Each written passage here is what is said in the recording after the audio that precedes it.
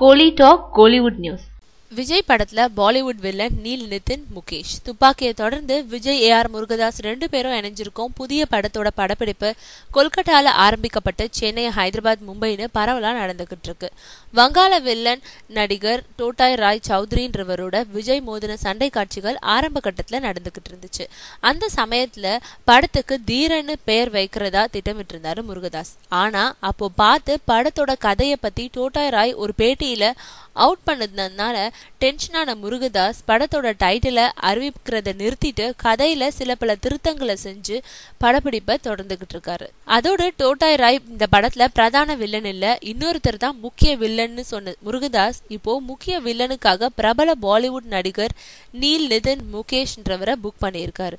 ஆக இதுவரை விஜயோட சமந்தா மற்றும் சிறிய வில்லன்கள் நடிச்ச காட்சிகளா படமாக்கிட்டு வந்த AR முருகதாஸ் இனிமேதான் கதையோட மையத்துக்கு போறாராம். அதனால விஜய் வில்லன் நீல் நிதின் முகேஷ் சம்பந்தப்பட்ட காட்சிகள் அடுத்து படமாக்கப்பட இருக்கு.